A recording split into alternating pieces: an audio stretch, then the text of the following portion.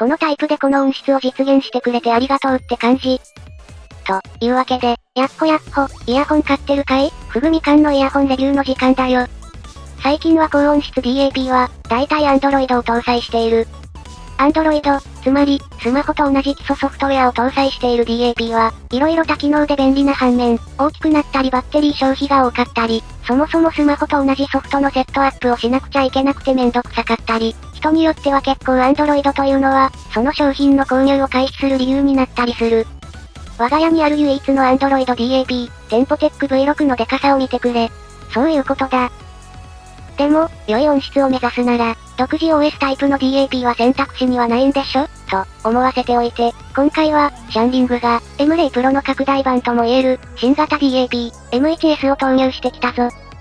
先にお断りしておくんだけど、この M1S、まだ、国外で発売されたてのものを預かってる、M-Ray Pro の時は、発売に国内の電波法に準拠した技的マークの取得が間に合ったんだけど、今回は間に合っていないので、Bluetooth 並びに、無線機能についてはチェックできない。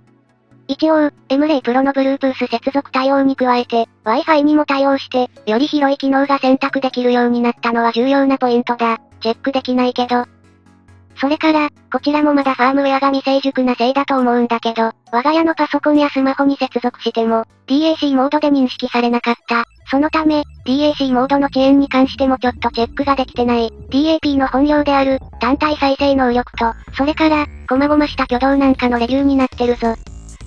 さて、そんなわけで、このシャンリング M1S、最小の DAP である、シャンリング M-Ray Pro と比較すると、ちょっと大きく見えるものの、重量としては100グと、日頃持ち運ぶ音楽ガジェットとしてはかなり扱いやすい部類だ。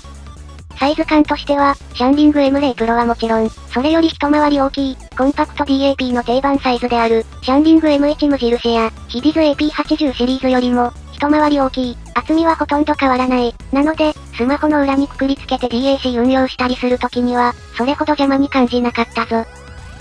それでいて、Android DAP と比べると、かなりコンパクトなサイズだな。バッテリーは、M-Ray Pro のほぼ2倍。ただ、音楽周りの回路や、液晶画面など、消費電力が多くなっているので、実際の動作は、バランスモードでちょっと長く、アンバランスモードでは、ほぼ変わっていない。アンバランス接続で 14.5 時間、バランス接続は、M-Ray Pro より 1.5 時間長い、10.5 時間が交渉動作時間だ。液晶画面は、大きくなった分、解像度も上がっていて、M-Ray S の2倍を大きく超える解像度。このため、音楽を再生している時の UI が、非常に操作しやすくなってる。加えて、物理ボタンも画面の上に備えているので、より、ストレスなく、画面をオフにしていても、簡単に操作が可能になっているぞ。また、プロセッサも1グレード上のものが搭載されているので、M-Ray Pro でもキビキビした挙動なんだけど、より若干反応が良くなっている。こういう細かいところが印象の違いになっていくな。何かを再生している時には、他のモードを選択していても、下部に再生中の音楽のプレビューが表示されたり、このサイズの DAP として、かなり画面の情報量が多い。一度 M1S の UI に慣れたら、M-Ray Pro の UI が非常に窮屈に感じちゃうはずだ。さて、そんなわけで UI 周りは M1S の方が圧倒的に良い。というか、M-Ray Pro は、最小限まで切り詰めた DAP なので、そこの割り切り具合が好きで買う人が多そう。M1S は、そこにあえて余分なゆとりを加えたような作りになっていて、このサイズ感なのに、いわゆる、数年前のゲームボーイ型の DAP と全く遜色のない使用感を持っているのが特徴だ。一昔前のイポドみたいに、ぬるぬる UI が動作するのが、本当にストレスを感じないな。さて、そんなわけで、良い UI に恵まれた M1S なんだけど、それ以外のハードウェアの方も見ていこうか。M-Ray Pro と同様、アクセスしやすい、ミクロ SD スロットと、USB-C ポート。M1S はスロットのカバーがないので、よりシンプルな外観になってる。アクティブなスポーツ利用も考えた M-Ray Pro と、いわゆる普通の DAP である M1S の印象を感じさせる仕様の違いだな。そして何より異なるのが、最初から装備されている、4.4mm バランス出力。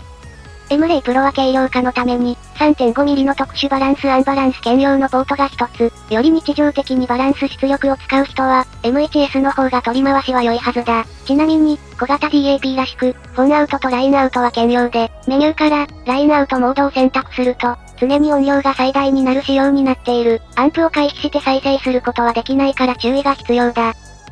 ちなみに、個人的には、アンバランスを多用する人も、M1 図をおすすめする。なぜなら、M-Ray Pro と比べて、出力が約 1.5 倍強い。バランスの方はそれほどパワフルにはならないんだけどな。なんでこんなことが起きているかというと、オーディオ周りの DAC とアンプが違うから。M-Ray Pro は、この価格帯の DAP や Bluetooth DAC でよく使われている ES9219C というタイプの DAC が使われてる。これは、音楽をデジタル信号からアナログ信号に変換する、デジタルアナログコンバーター、略して DAC と、それから、その信号を増幅する、アンプが一体型になったチップ。この ES9219C を、バランスでは3つ、アンバランスでは1つ使って音を出してる、コンパクトで、良い音の出る EDAC だ。対して、M1S では、ES9389-M が使われる。コンパクトで、低消費電力な ES9219C に対して、ES9389-M は、デスクトップ向けの DAC とか、それから、より大規模なポータブルプレイヤーで使われる DAC だ。そこに、別のアンプである、RT6863 が3つ。こちらも、アンバランスで1つ、バランスでは3つ使われる。この仕組みの違いにより、アンバランス出力の時の出力に差が生まれてるんだ。このため、M-Ray Pro のアンバランス出力と、M1S のアンバランスでは、大きな印象の差がある。また、バランス出力で音楽を聴いた時にも、若干の印象差があるな。正直、ES9219C の時点で、音質としてはかなり良い。ただ、アンプ周りや回路設計のゆとりが音質の体感差につながることは結構多くて、M-Ray Pro と M1S の音質差には、そこが影響してそうだ。簡単に一言で言ってしまうと、M1 図の音質は、M-Ray S より上位の、入門 Android プレイヤーくらいのレベルになってる、ということ。つまり、大きさと価格を代償にして、それ以外をすべて M-Ray Pro から拡張したような存在が、M1S というわけだ。大きくなったとはいえ、それでも DAP 全体から見るとかなりコンパクト。重量約 100G は音楽プレイヤーとしてはかなり軽量な部類に入る、と言えるんじゃないかな。それでいて、M-Ray Pro と同様、バッテリーの持ちは大変良いので、小型だからスタミナがない、ということも全くない。じゃあ弱点は？特にないね。M-Ray Pro は、多少の犠牲を払っても、とにかくコンパクトな DAP、という選択肢。それでいて、Bluetooth や DAC モードで運用することで、そのサイズから来る操作性の限定感を取り除ける、優秀な DAP だ。でも、もうちょっとでかくしたら、高音質になるんですよ。というわけで作られたのが、今回の M1S。回路周りは明らかに1グレード良くなってる。処理周りも1ランク良くなってる。画面は2倍以上の解像度。タッチ操作も範囲が広がったので何かと操作しやすい。情報量もすごく増えて、いちいち操作しなくても、見たい情報にアクセスできる。価格とサイズに見合ったアップグレードがあって、まだ運ぶのが全然苦じゃないサイズ、ということで、M1S は、音質と操作性、そして携帯性のバランスが非常に整った、とても優秀な一台と言えるんじゃないかな。ちなみに、国内ではあまり使われていないけど、MQA のファイルにも対応してる。ここも、重視する人はいそうだ。そうそう、M-Ray Pro の優秀性がもう一つあった。M-Ray Pro といえば、とにかく軽量小型、というフットワークの軽さが魅力なんだけど、M1S と M-Ray Pro の充電スピードは両方とも 5V2A、バッテリーのサイズが2倍くらい違うので、M1S よりも M-Ray Pro の方が、短時間で充電が完了するのは大きなポイントかも。